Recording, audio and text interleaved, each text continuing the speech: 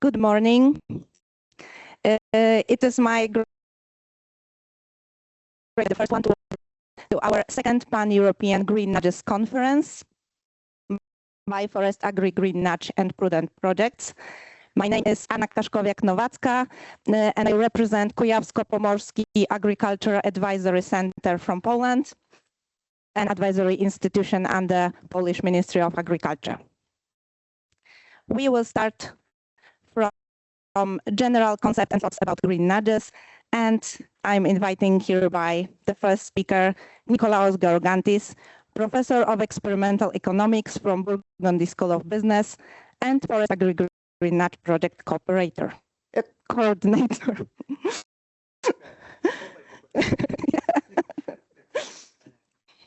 Over to you. Hope you had a good time arriving here. Thank you very much for your interest in green nudges, and in particular the work of our two projects that are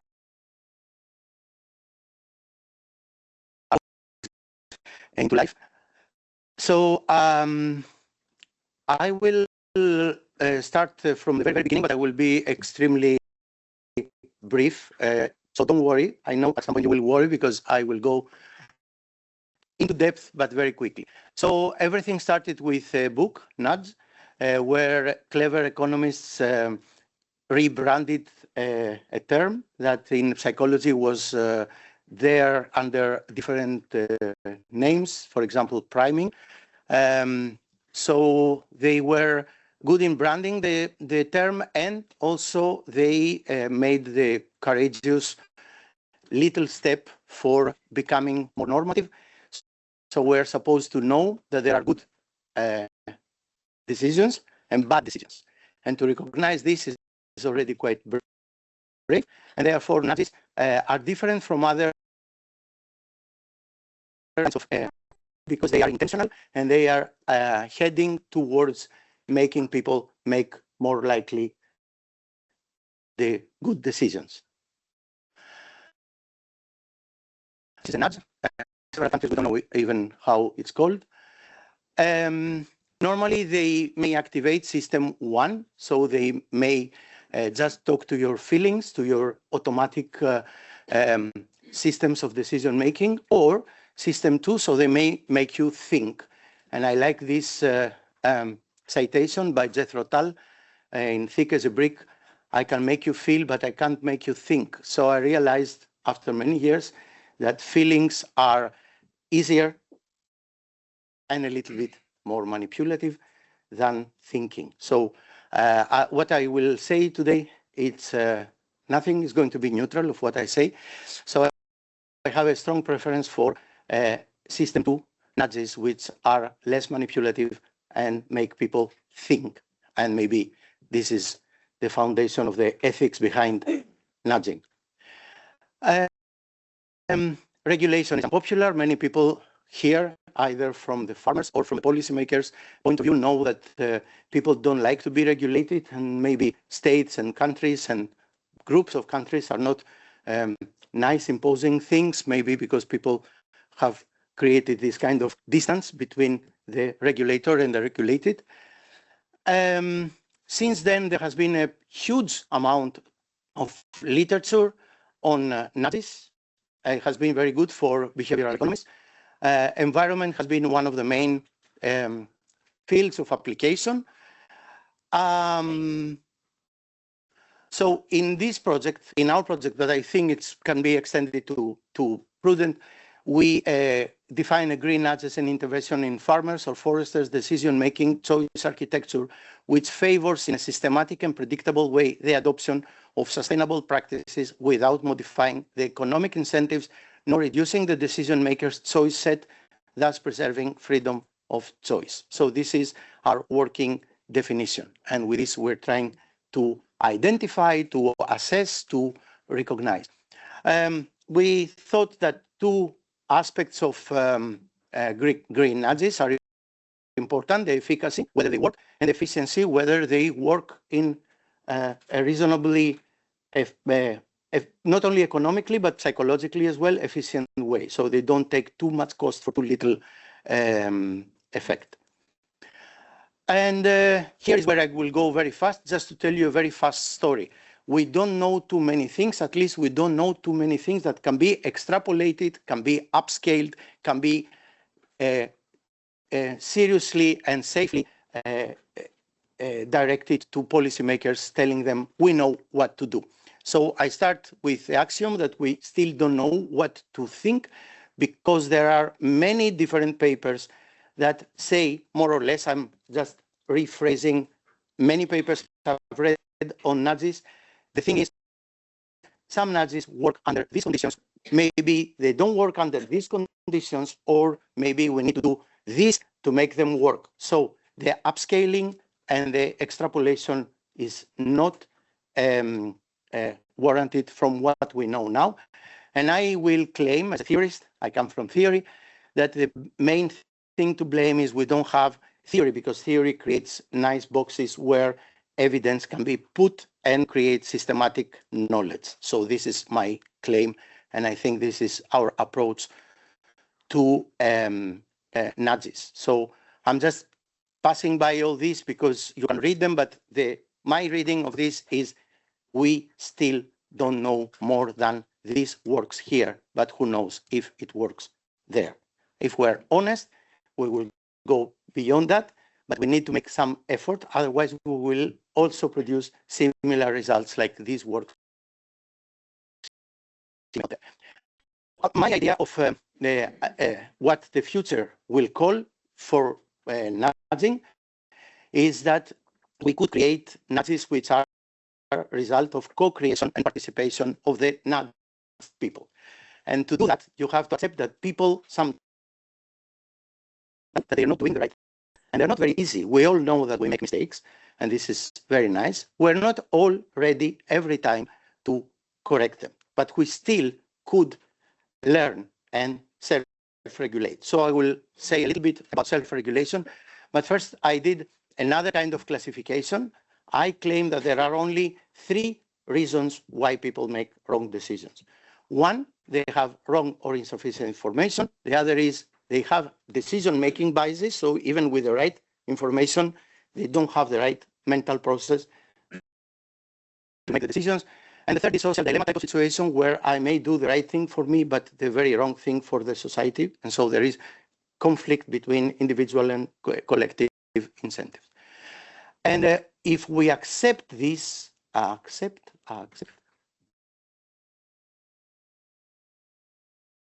this is a nudge for you to accept. Can you think more positively? Can you? Yeah, maybe. Okay, so thank you for positive thinking. So if the problem is information, then information analysis would be the solution. If the problem is decision-making biases, I think there are 2 approaches. One is to mitigate the bias. The other, which I don't recommend because of the manipulation of it, is to use a bias to make a nudge successful. And the third type is we know more, at least in economics, how you can make people think of others while they make decisions for themselves. So I am Greek, so I couldn't avoid thinking of the story of the Sirens and Ulysses.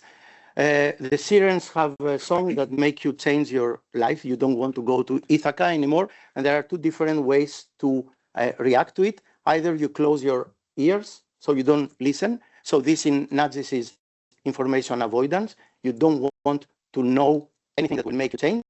The other is like Ulysses. Okay, I want to listen, even if I don't want to change my my direction, my destiny to Ithaca. I want to go to Ithaca, but I want also to listen to the Sirens. And this corresponds to a farmer that maybe he wants to know how to change, and he is committed maybe to change in the future. But for the moment, he has bought pesticides for this year. He has made his investments, his decisions, and therefore he is subject to what we could make a story of self-regulation, even if at the moment these people are not changing their decision. And, there are theories in economics and in psychology, multiple selves. We have the good, the angel, and the little devil, and they fight inside us. Harsanyi says we do something that may make us lose something, but because in terms of utility and happiness, we gain. Then Amartya Sen has a different approach. So he says we that make us respect even against our own utility. So combining all this, we have created this kind of, maybe there is a still space for system one for people who don't want to self-regulate, they don't want to participate. We still can be a little bit manipulative. I hope this is something we could talk, whether really we want something because of its results, no matter the process. Then the story of Ulysses, maybe later, still worth the nudge. I may want to change, and then we have selfish motivation. I want to change, but as long as you tell me that I'm going to earn more money, I accept the nudge, but convince me that I'm going to be wealthier. The other is, okay, I could do it, but as long as other people do it. So these are conditional cooperators. And then there are unconditional cooperators. We call them heroes, but there are many people like this who would say we need to change even if nobody changes, okay? And then there are these uncertain people, open-minded, so all these people who are not so sure as I am. And we have proposed this classification of the two spaces where the nudge comes from the inherent problem it comes to cure and all the self-motivations. And we have created a theoretical map of boxes where empirical evidence and this kind of partial and punctual knowledge can be classified in a systematic way. And we're developing this. And so this is all from me. Thank you very much.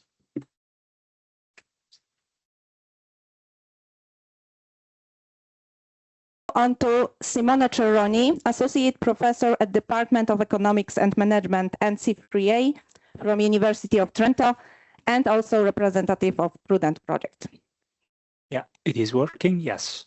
So first of all, thanks to the organizing committee, for giving us the chance to present some results and some initial findings regarding the Prudent project, and also thanks to Nikos because he did the dirty job, and many of the intuitions he laid out during his presentation will be used by me as well. And I would say, my presentation at least is going to be more focused on the farmer side. Okay, so it's a little bit more focusing on the farming side.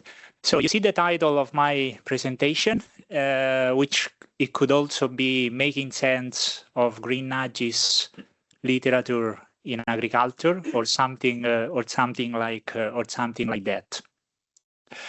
So 3 pillars here in my presentation. So first of all, the importance and increasing importance that green nudges are having among policymakers at EU level, obviously regarding agriculture. And in this sense, Nikos already introduced some stuff. So why nudging are increasingly popular, especially nudging who are actually trying to foster and to promote sustainable behavior among farmers? Well, because classical regulation and subsidization, didn't work quite well. Okay, so I'm going very briefly on this, and then moving on the second pillar and the third pillar. So I think we all agree on why nudging is becoming increasingly popular, but here the real question that was also touched by Nikos is this effective and is this cost effective? Okay, and we have a bit of evidence on that. project, and I will go through this, and this will also help us to identify gaps. So what did we do, and what are we gonna do in the future, right? And this is mainly related to the work and to the plan of work we are setting out for the Prudent project. So I will touch to some of the work that's ongoing within the Prudent project. So current evidence based on academia builds mainly on these three literature review, which are quite timely. It's 2024, 2025. One is done by our colleague Jesus Barreiro, who's sitting there, and also on a couple of deliverable, right? You guys put forward this comprehensive literature review on green nudging, and we also did something similar in Prudent. So what did we learn from this literature? So first of all, the amount of work is still scarce, okay? So we can count at EU level something like top 30 scientific papers talking about nudging for farming. So this means, as also Nikos was saying, that we cannot really find out clear-cut patterns, right? Literature is still scarce, and also, as Nikos was saying, is also scattered, right? So replication and generalization is very difficult to achieve at this level, at this moment in time. But we did learn something, right? So first of all, the most used investigating nudges in the literature are, as you can see from the slide, information provision nudges, including social norm nudges, okay? And they were mainly used to incentivize adoption of environmental and climate schemes, okay? So are these effective? Not so much. Okay, so when we talk about information provision nudges, half of the studies find an effect, but the size of the effect is very tiny. Okay, this is not surprising, as also literature in general economics suggests that, right? When we focus on social norm nudges, well, the picture becomes even darker, right? Because they are mostly basically ineffective, and there is also a high potential backfiring effect.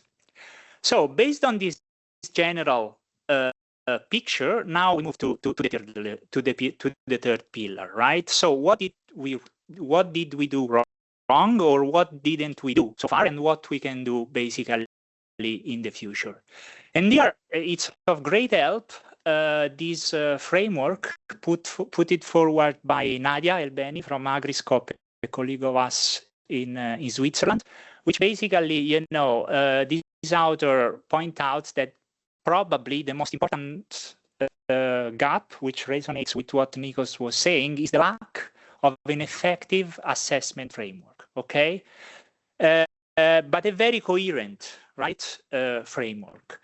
And for instance, what they point out is that basically when we are studying nudges, investigating the effectiveness of nudges, we are missing out a lot of these points. So first of all, farmer behavioral characteristics, right? So their behavioral profile. Second, the design of the nudge, right? For instance, as Nikos was saying, it's possible that some nudges are more effective for specific practices. And this is a kind of work that we are doing with Jacopo Bonan, who is also sitting here, in our literature review within Prudent, try to map this potential matching. The context of the nudge, how green nudges are actually incorporated into the policy mix, is also something that we have studied not so much. And also the farmer behavior toward nudges has received little attention in terms of acceptance, persistence of behavioral change, and unintended consequences. Cost effectiveness of nudges have been investigated in very few studies. Also, I would say using rudimental approaches. Okay, so we can improve there as well. Now, it's impossible to cover all this framework, but now I point out a couple of things that we are doing imprudent, and that ideally are aiming to filling some of these gaps. So first of all, farmer characteristics, farmers' behavioral profile. So we know that nudges, at least some of nudges, try to exploit heuristics, right? So mental shortcuts that we all use, including farmers, to make complex decisions, okay? And these heuristics are very often related to specific behavioral factor. But you know what?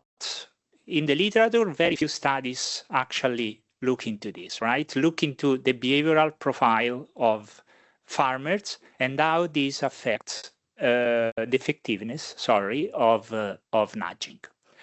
So we could say that green nudges basically have been implemented as one-size-fits-all approach.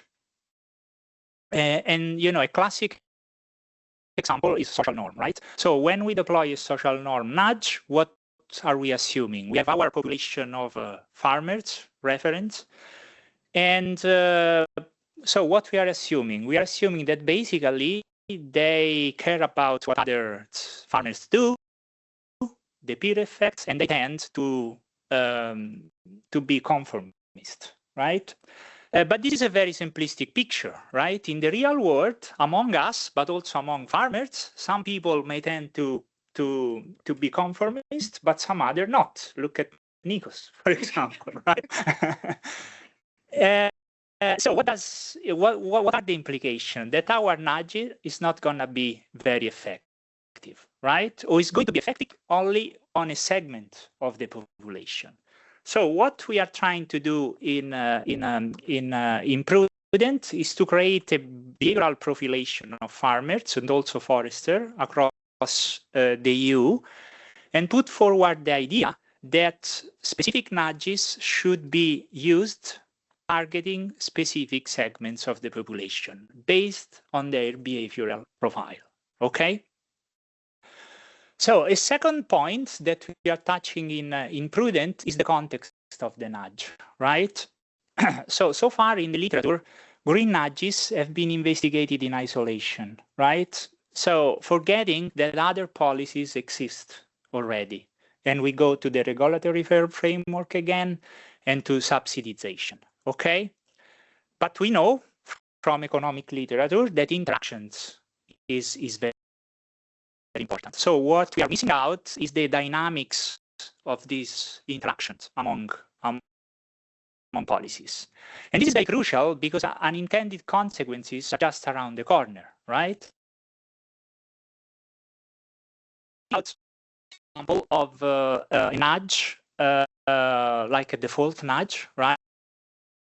That you know, it's not very transparent, and it can trigger negative reactants among farmers.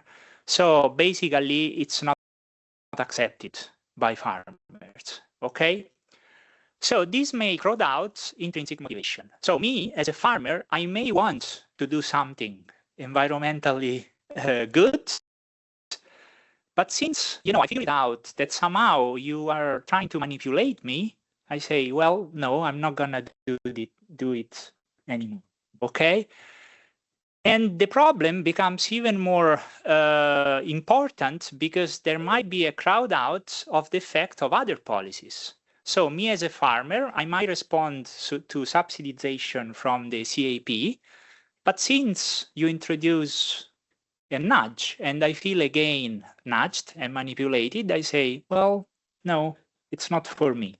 Okay, so these interactions are very important to assess. And we are doing this, for instance, in an experiment and in a randomized control trial with foresters in Finland, right, where we see the joint effect of introducing a nudge when a tax is already there or not. Now, some actionable. Okay, we are doing many other things, but you know, 8 minutes, it's not enough.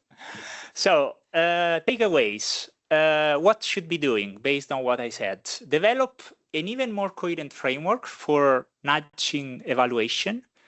Sure, behavioral profiling and targeting of nudging solution, studying nudge in real context, meaning that understanding the dynamics with the policy mix is very important.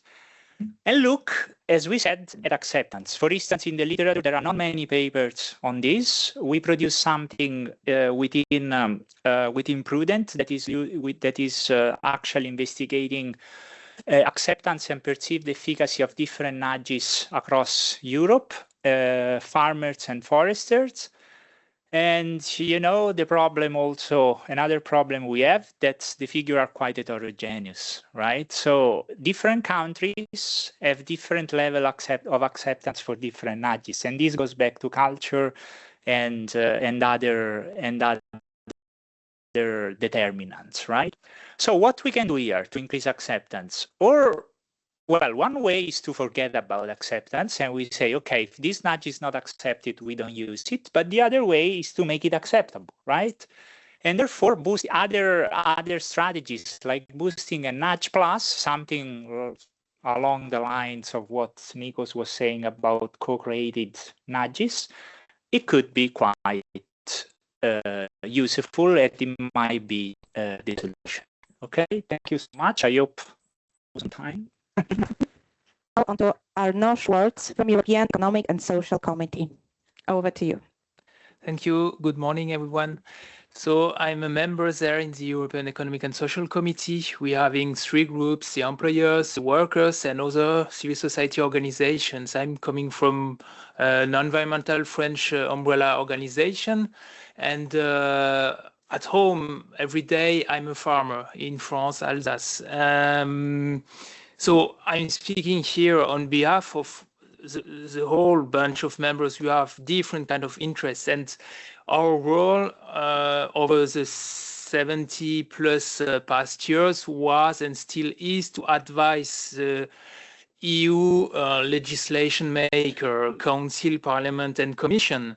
On every file they have to consult us, and we have to deal with each other, find compromises and deliver some key points to make policy more rooted in our realities, operational for everyone. It's not always easy. Sometimes if you know what the content of our opinions look like, it's more or less kind of not hot or not cold water, something in the middle, not always very interesting, I must confess. But often, if you look more into the details, you can find some things that are really concrete and may help when it comes to trilogue and finding real well-fitted policies on the ground. Especially in this field of agriculture, forestry and environmental impacts, I believe we have had in the past some interesting points in our opinions. I invite you to have a look at them, especially the last one dealing with the future of CAP, or the one I've been rapporteur for dealing with nature credits or bioeconomy strategy, for instance. But that's not all. I'm here because we've had a first event of this kind. It was hosted by the ESC, related to a past opinion directly focusing on the nudge, and that book you mentioned before. And one main takeaway I want again to express here is that we as ESC are convinced that we need to co-create. When we want to use nudge in the policy-making process and implementation, we must first primarily co-create these nudges with all the stakeholders along the whole chain values. Otherwise, the acceptance is not high enough. Also, you already heard, thanks to Simone, just in his last points, especially that we still have to produce some good science. We have to know more about how it works. We have to, you also mentioned it, we have to really assess if we can scale up things, if it can deliver some progress, and approach it with very carefully with an ethical strong base. And this is indeed what we were calling for by saying we need to co-create all stakeholders together. Well, I won't be very, very long. I need also maybe to say that it's still very tricky when it comes to nudging in our field, because be it for forestry and more maybe for agriculture, you've heard it, you've maybe understood it, there's still a huge problem about the sharing of the added value of what's going on economically speaking, and the income problem for farmers is the main one. If you cannot have this in your mind, if you don't take into account this kind of complex, whatever the nudge will be dealing with environmental issues or social fairness, etc., it will be very, very complicated to address it. I thank you for having me here today, and I'm very interested then also to learn what you will present in your case study. Thank you.